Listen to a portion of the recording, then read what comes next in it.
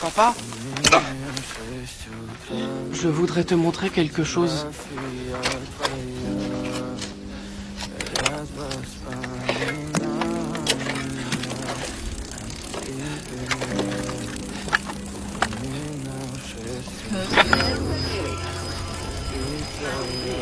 Papa, tu entends?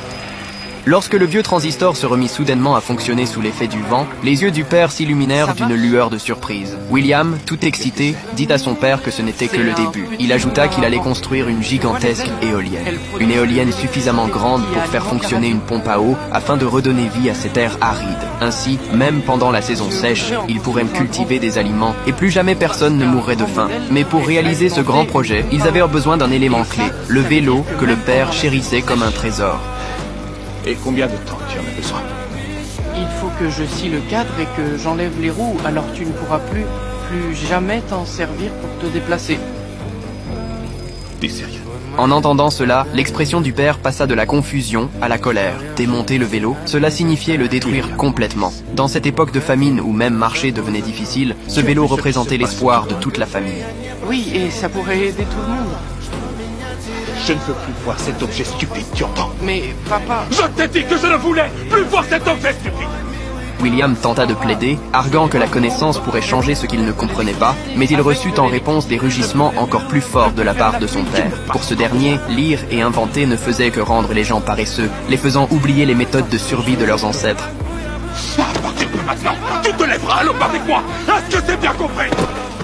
Terminez l'école! Terminez! Et je ne veux plus que tu ailles dans cette bibliothèque! Je veux que tu oublies toutes ces années!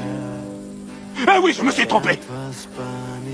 Il est plus que temps que tu apprennes à travailler la terre comme tes ancêtres le faisaient! Tiens, prends ça et va creuser des sillons! La sécheresse empirait, l'ombre de la mort pesait sur le village, et William décida de tenter son dernier recours. Avec ses amis, il se présenta de nouveau devant son père, demandant à ce qu'il lui remette le vélo. On veut pas t'affronter, Trywell. On veut que tu donnes le vélo à William. Allez, foutez le camp du moi. Il peut ramener de l'eau. Soit disant. Oui, c'est vrai, je peux le faire. Allez, battez-vous!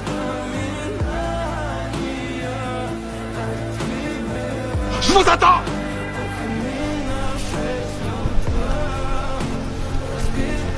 L'homme rentra chez lui et ne put s'empêcher de se lamenter auprès de sa femme sur l'attitude de son fils. La femme, au regard triste, ne put plus se retenir. Jusqu'ici, partout où je t'ai suivi, j'ai perdu quelque chose. Mes parents, quand j'étais suivi pour venir ici. Et ensuite, Annie. Je veux savoir, quand cela va-t-il s'arrêter? Les paroles de la mère, lourdes comme un marteau, brisèrent enfin les dernières résistances de l'homme. Finalement, il céda et donna le vélo à son fils. Avec l'aide de tout le village, une immense éolienne, faite de ferraille et de pièces de vélo, se dressa miraculeusement. Lorsque le vent souffla dans les pales, le moteur rudimentaire se mit à bourdonner.